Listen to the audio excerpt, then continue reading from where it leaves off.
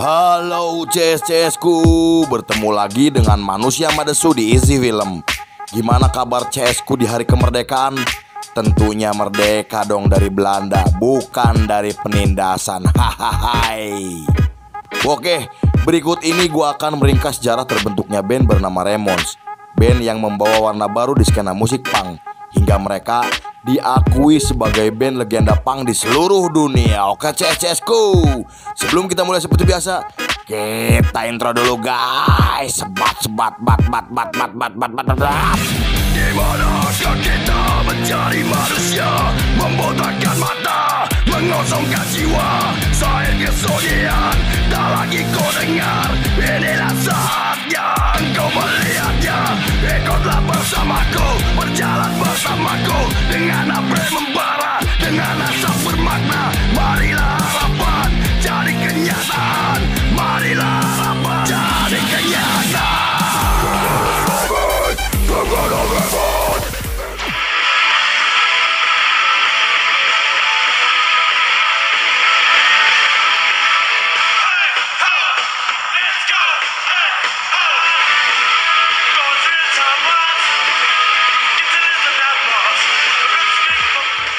Scene dibuka oleh band bernama Ramones yang dibentuk pada awal tahun 1974 setelah John Camming dan Douglas Colvin meminta Jeffrey Hyman untuk bergabung dengan band yang baru mereka buat. Sebelum membentuk Ramones, John bergabung dalam band sekolah bernama Tangerine Puppets, sedangkan Hyman adalah seorang vokalis dari band glam rock bernama Sniper. Lalu setelah Ramones resmi terbentuk, mereka mulai latihan dengan formasi Colvin menjadi bass sekaligus vokal, Johnny menjadi gitaris, dan Hyman menjadi drummer. Selain itu, Colvin adalah orang pertama yang membawa nama Ramones untuk nama dan menyebut dirinya sebagai Didi Ramone. Ia melakukan hal tersebut karena ia terinspirasi oleh penggunaan nama samaran Paul dari The Beatles. Didi juga meyakinkan anggota lain untuk menggunakan nama Ramone untuk nama mereka. Lalu John merubah namanya menjadi John Ramone dan Hyman menjadi Joey Ramone. Setelah latihan beberapa kali, Didi tak bisa jika ia harus bermain bass sambil bernyanyi. Kemudian Johnny meminta Joey menjadi vokalis dan posisi drum digantikan oleh teman lamanya Johnny bernama Thomas dan merubah namanya menjadi Tommy Ramone. Lalu pada tanggal 30 Maret 1974, itu menjadi penampilan pertama mereka tampil di depan penonton saat skena musik itu baru muncul di New York yang berpusat di sebuah klub bernama CBGB. Pada 16 Agustus 1974, mereka pun tampil untuk pertama kalinya di CBGB.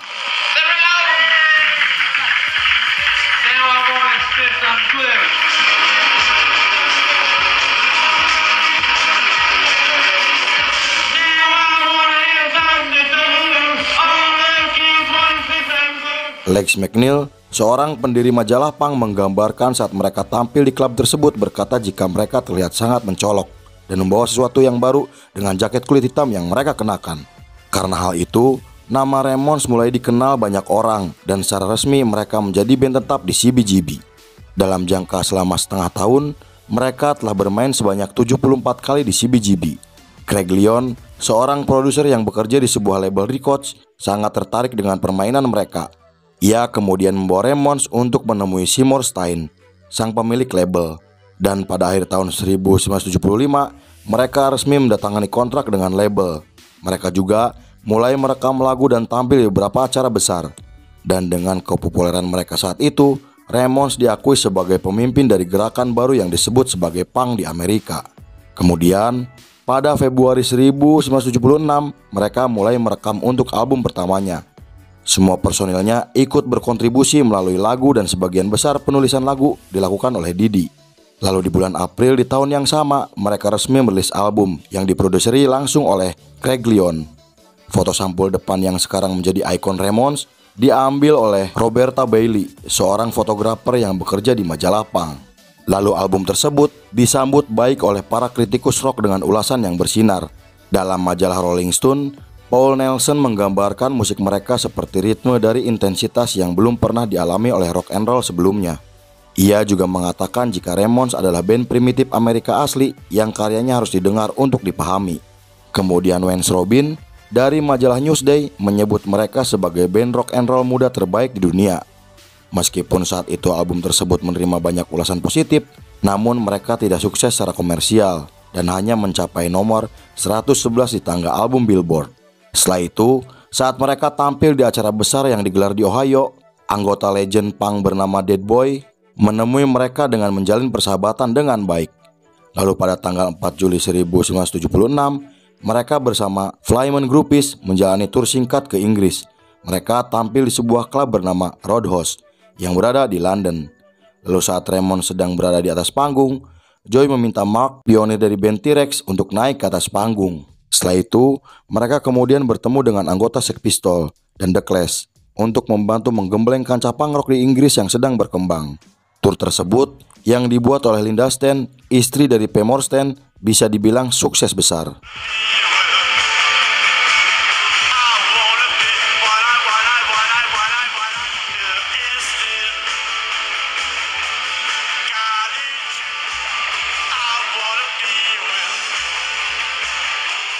Dan 2 bulan kemudian, mereka bersama Flyman Groupies kembali tampil bersama di Teater Roxy di Los Angeles.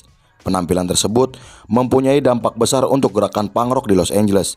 Lalu pada bulan September di tahun yang sama, mereka tampil di acara besar yang digelar di Toronto. Mereka memberi energi besar pada gerakan punk lainnya yang sedang berkembang. Kemudian di tahun 1977, mereka kembali merilis 2 album. 2 album tersebut diproduseri oleh Tommy dan Tony Bon Jovi, sepupu dari John Bon Jovi. Salah satu di album tersebut berhasil masuk ke tangga lagu musik Amerika, dan lagu Pinhead yang berada di album tersebut mulai populer dengan ref Gabba Gabba Hey yang menjadi khas Ramones saat dinyanyikan.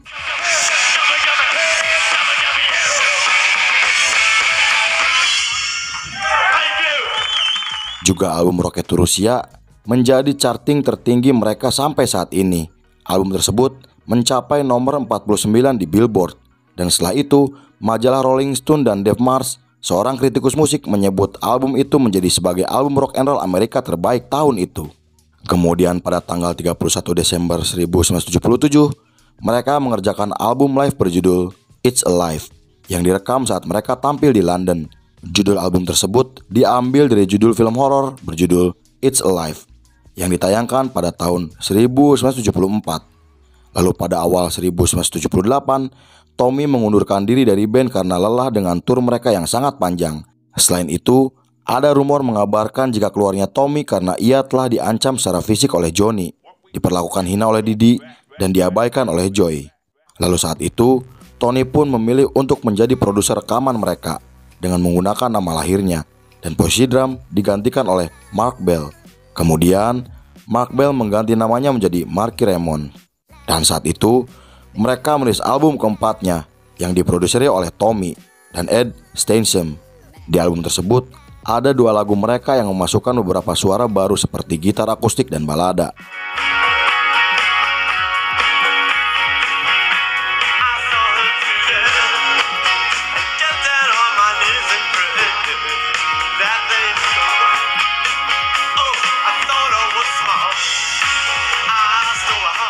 Kemudian album tersebut gagal mencapai top 100 di Billboard.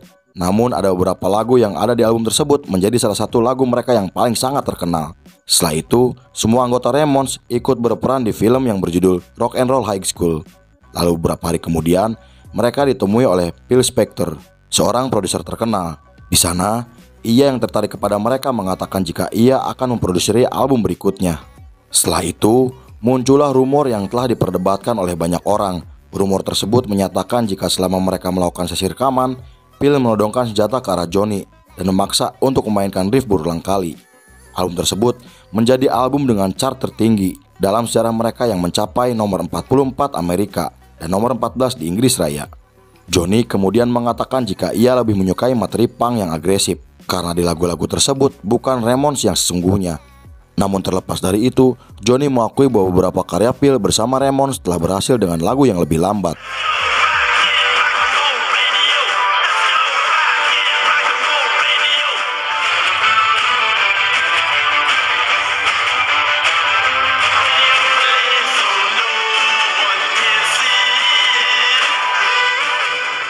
Lalu setelah itu, mereka kemudian merilis single berjudul Baby I Love You Lagu tersebut berhasil mencapai nomor 8 di tangga lagu Inggris dan menjadi single paling hits di Inggris.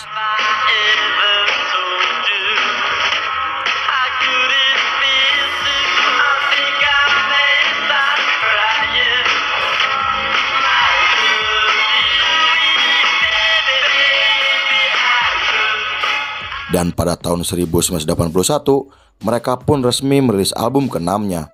Musik di album tersebut membawa mereka jauh dari suara punk seperti rekaman awal mereka. Meski begitu, album itu berhasil mencapai nomor 8 tangga lagu musik Amerika. Lalu 2 tahun kemudian, mereka kembali merilis album yang diproduksi oleh Ritchie Cordell dan Glenn. Menurut para kritikus musik, album tersebut membawa mereka kembali ke musik pop 60-an yang sesuai dengan ritme berbahaya yang dulunya merupakan dogma Ramones. Setelah merilis album tersebut, Marky dikeluarkan dari band karena kecanduan alkohol yang semakin parah. Posisinya kemudian digantikan oleh Richard dan mengganti namanya menjadi Richie Ramones. Richie adalah salah satu drummer, komposer, dan vokal utama dari lagu-lagu mereka. Kemudian, ketegangan terjadi antara Joy dan Johnny setelah Linda Daniel, mantan pacar Joy, berpacaran dengan Johnny. Lalu Joy yang tak terima mengajak berkelahi dan menuduh Johnny telah merebut pacarnya. Kejadian tersebut pun membuat Joy dan Johnny menjadi saling menjauh meski mereka masih berada di band atas dasar profesional. Dan pada tahun 1984 mereka kembali merilis album dan menjadi album pertama Ritchie bersama Ramones.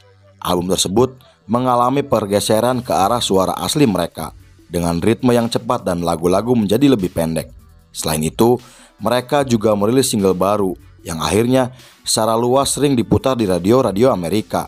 Lagu tersebut dibuat sebagai protes atas kunjungan Ronald Reagan ke pemakaman militer Jerman termasuk makam tentara SS Nazi.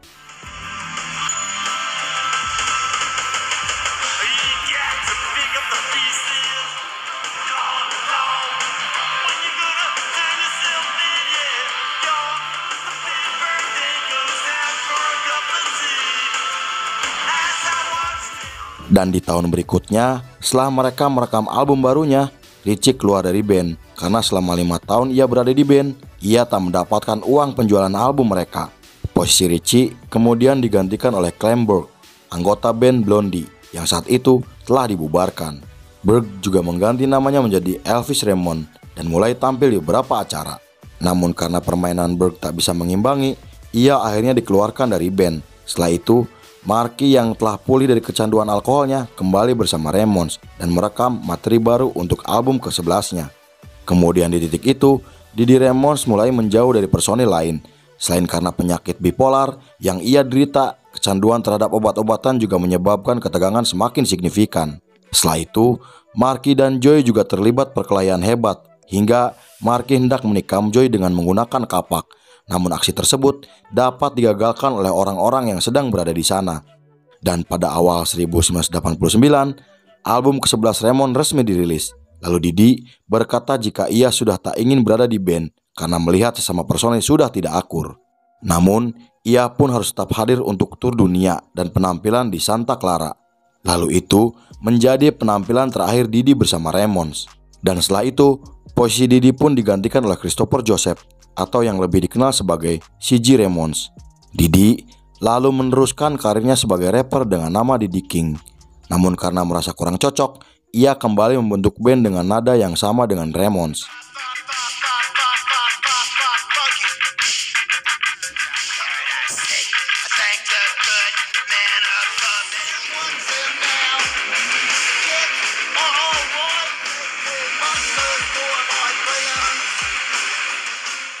Setelah itu, Ramones kemudian bergabung dengan label baru bernama Radioactive Records.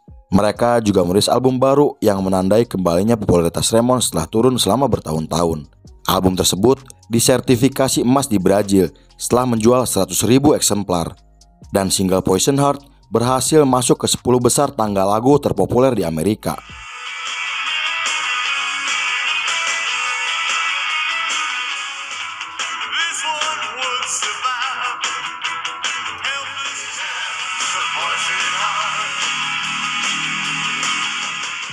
Kemudian di tahun yang sama, semua anggota Ramones termasuk orang yang terlibat di dalamnya tampil di serial televisi animasi The Simpsons.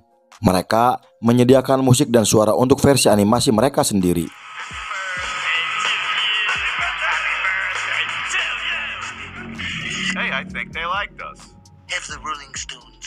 Lalu produser eksekutif David Merkin menggambarkan Ramones sebagai penggemar Simpson yang sangat obsesif.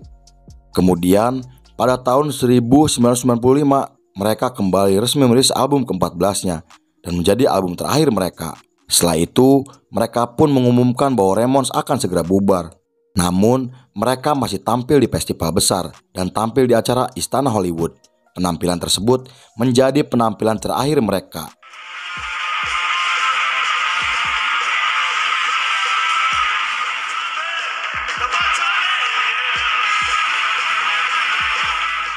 Dan di akhir tahun 1995, Ramones resmi bubar. Meski banyak yang menyayangkan keputusan tersebut.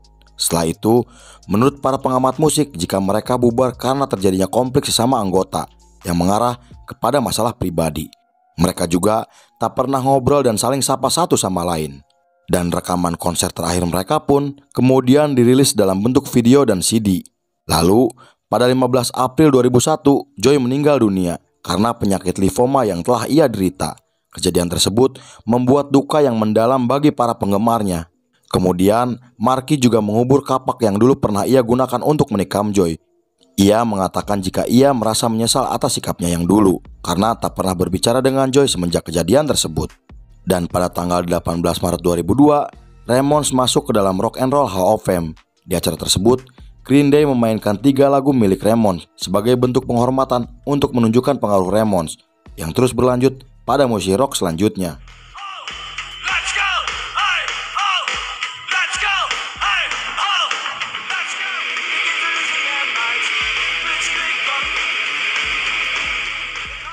Acara penghargaan tersebut adalah penampilan publik terakhir Didi, karena setelah itu Didi ditemukan tewas karena overdosis. Lalu pada tahun 2004, film dokumenter The Story of the Ramones resmi dirilis. Beberapa bulan setelah perilisan tersebut, Johnny Ramones meninggal dunia karena kanker prostat yang telah ia derita. Setelah kematian Johnny, Museum Ramones pertama di dunia dibuka untuk umum di Berlin, Jerman. Di museum tersebut menampilkan lebih dari 300 item memorabilia, termasuk celana jeans yang sering dipakai Johnny saat tampil, sarung tangan yang dipakai Joy, sepatu Keds milik Marky, dan tali bas yang dikenakan oleh CG. Kemudian di tahun 2007, Ramones masuk ke dalam Long Island Music Hall of Fame dan merilis satu set DVD It's Alive yang berisi cuplikan konser mereka.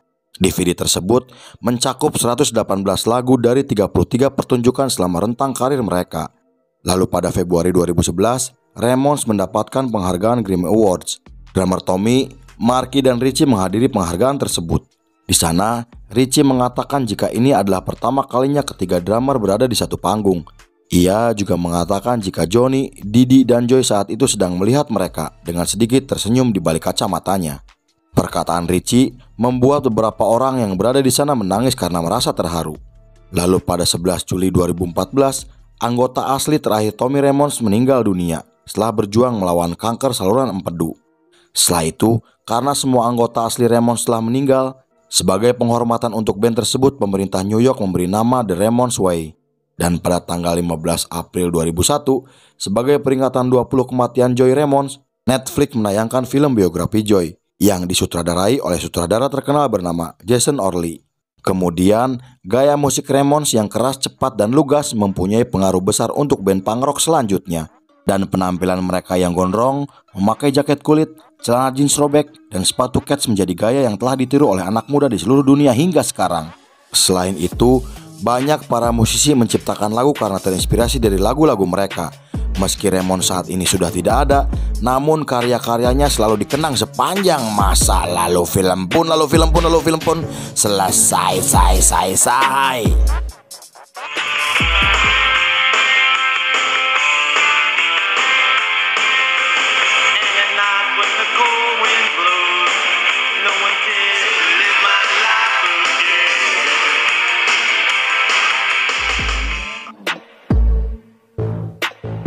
Saya menikmati hidup ketika saya tak memiliki apa-apa, karena saya memiliki gagasan untuk bahagia bersamanya. Joy Ramones. Oke, CSCS go. Terima kasih sudah menyaksikan film ini hingga selesai. Saya beserta jajaran Berandal Malam kembali pamit undur diri. Sampai jumpa di film berikutnya. Bye bye, bye bye, bye bye, balelo, bye bye, nuhun, yuk.